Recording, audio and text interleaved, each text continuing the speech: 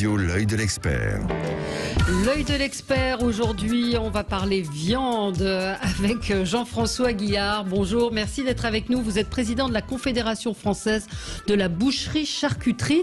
Alors, j'avais envie de vous avoir ce matin, puisque avant-hier, le président de la République s'est exprimé au sujet de la viande française. Il appelle à défendre la viande française partout, y compris dans les restaurants. Les restaurants vont rouvrir, enfin, ont rouvert pour certains d'entre eux.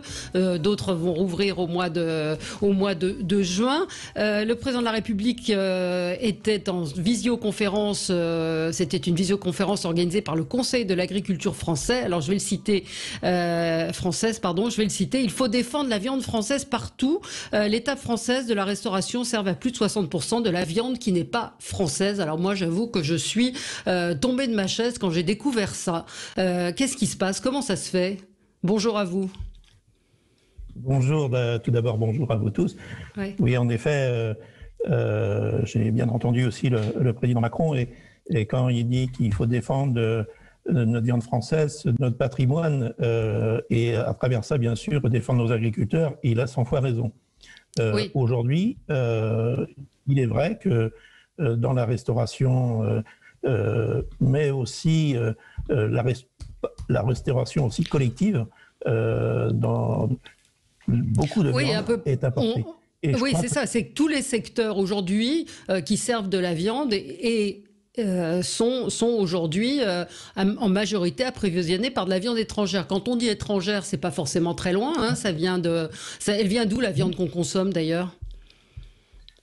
Bah, là, je dirais déjà, il faut bien scinder les choses. Hein. Aujourd'hui, les artisans bouchers, je dirais, à 95% travaillent de la viande française. Les rayons de GMS sont aussi à majorité en viande française. La viande GMS, c'est grande et moyenne surface. Voilà.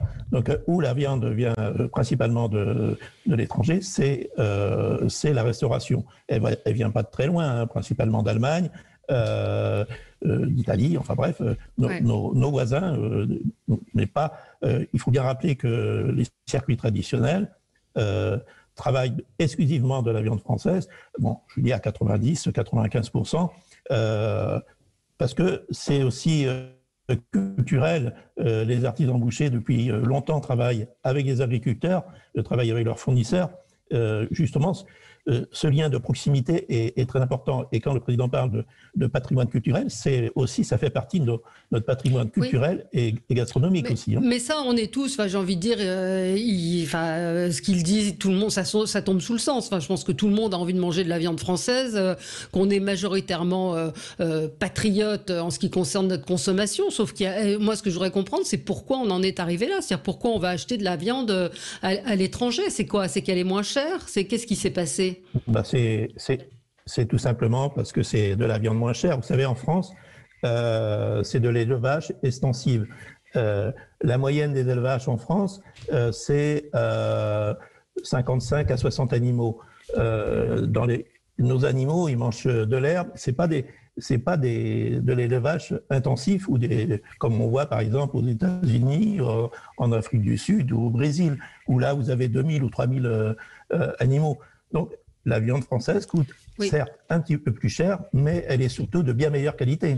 Oui, mais pourquoi? Vous parlez du Brésil, mais parlons de l'Europe. L'Allemagne, vous avez cité l'Allemagne, l'Italie, ce sont des pays proches de nous.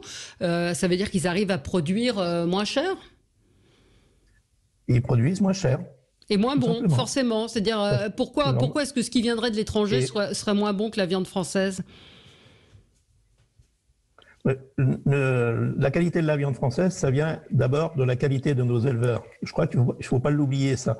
Et on est dans la semaine de l'agriculture. C'est vraiment le travail de nos éleveurs. Et quand je vous dis que nous n'avons pas de l'élevage extensif, justement, c'est bien ça. C'est nos animaux mangent de l'herbe ou autre chose qui est produit sur l'exploitation. C'est pas du soja qui traverse le monde pour venir. Donc je crois que tout ça c'est aussi important et ça influe bien sûr sur la qualité. En France, on a aussi cette chance, c'est d'avoir une multitude de races. Ça va de la limousine en passant par la blonde, par l'aubrac, par la salaire, ce que que vous voulez. Et ça, c'est aussi exceptionnel. Donc, je crois qu'on a cette chance et il faut surtout pas la gâcher. Oui, je relis les déclarations du président de la République. Il dit « Arrêtons de faire du haché, du haché, du haché. Il en faut dans les boucheries, mais valorisons aussi nos éleveurs, notre découpe à la française qui est aussi un art. » Donc ça veut dire quoi? Que le haché, c'est ce qui est le plus vendu aujourd'hui dans les boucheries? Que ce soit boucherie et grande et moyenne surface? Aujourd'hui, je dirais que le haché, c'est ce qui est le plus transformé. Dans une bête, parce que bon, vous avez dans toute bête, vous avez le faux filet, l'entrecôte que tout le monde connaît, l'onglet. Ça, bien sûr, ça va pas dans le haché, mais la partie avant de la bête va principalement dans le haché. Je crois qu'il faut aussi ne pas oublier, c'est que le président a bien dit que notre découpe, c'est un art. Et je crois que pour valoriser nos animaux de qualité, il faut aussi avoir des professionnels qualifiés. Et l'art de la boucherie au niveau national, au niveau français, c'est vraiment quelque chose de très important. D'ailleurs, la Confédération de la boucherie soutient le projet de Victoire à l'UNESCO qui veut justement déposer l'art de la découpe française au patrimoine immatériel de l'UNESCO. Vous avez, dans certains pays d'Amérique du Sud, vous savez, les animaux sont coupés en 3 ou 4 morceaux. Hein. Donc il y a une partie qui va dans le steak haché et le reste va griller. En France, nous avons 40, 50 morceaux. Et je crois que si on veut pérenniser ce beau métier, le métier de boucher, il faut aussi penser à la formation. Il faut absolument former, parce que ça ne s'improvise pas. Nous n'avons pas des métiers. Le métier mais est-ce qu'il y a des candidats? Est-ce qu'il y a des candidats aujourd'hui? Est-ce qu'on a envie de devenir boucher? Moi, je vois j'habite en banlieue parisienne. Il y avait 5 bouchers. Il y en a plus qu'un aujourd'hui. Dans une ville moyenne, c'est remplacé par d'autres types de commerces. Et un des bouchers me disait qu'il n'arrivait pas à revendre son fonds. Oui, bon, je crois qu'il ne faut pas généraliser. Je crois qu'il y a eu un déclin de la boucherie, notamment traditionnelle, il y a eu quelques années. Aujourd'hui, nous avons une stabilisation. Nous avons plus de 10 000 apprentis qui sont en formation sur les 110 CFA que compte notre territoire. Donc, il y a de la formation. Mais tous les ans, il faut pérenniser, tous les ans, il faut recruter entre 5 et 6 000 personnes pour régénérer le métier.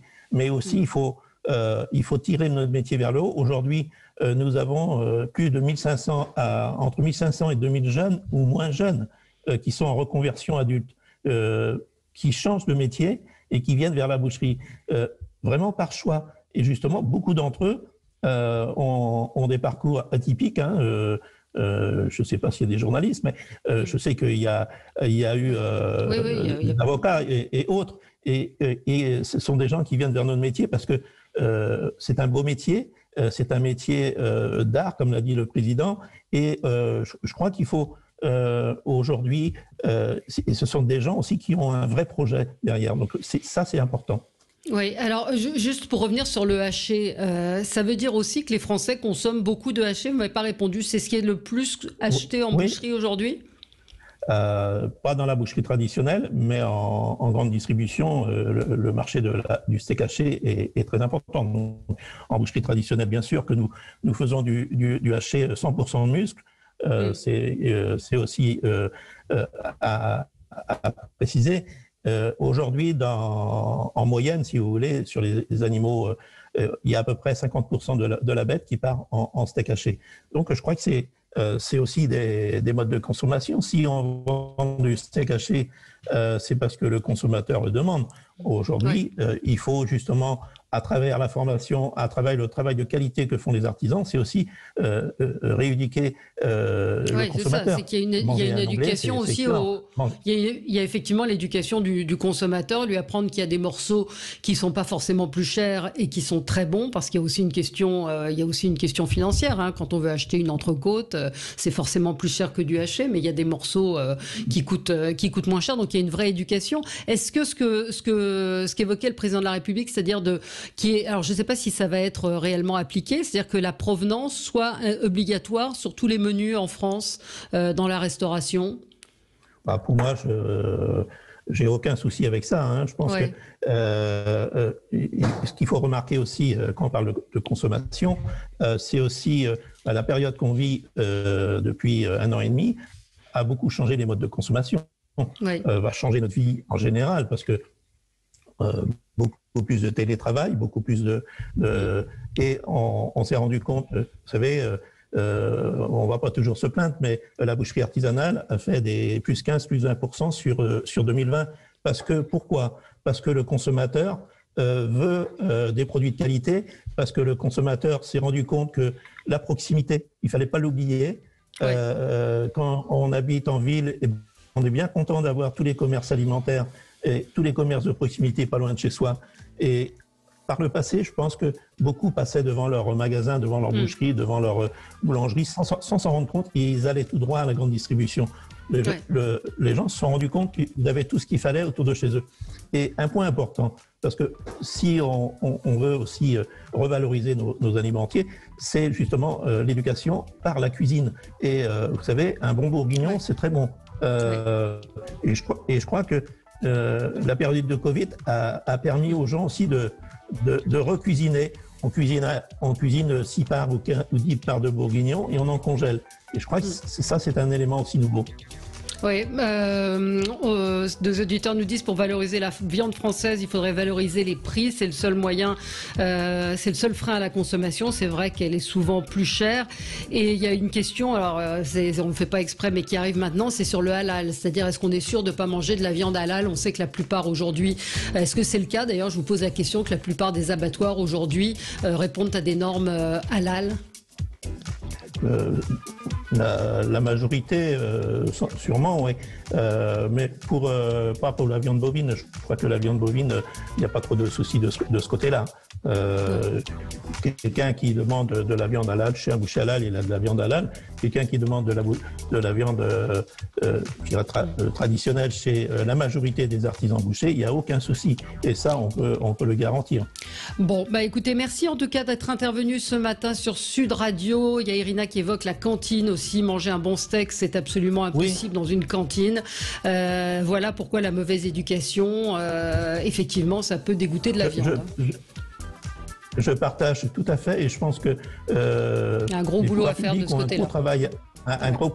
Si on a encore 30 secondes, les pouvoirs publics ont vraiment un gros travail à faire sur les cantines et simplifier le processus des marchés publics. Vous savez, aujourd'hui, un artisan boucher dans un village, si le restaurant scolaire a un agrément CE, l'artisan boucher n'a même pas le droit d'aller livrer.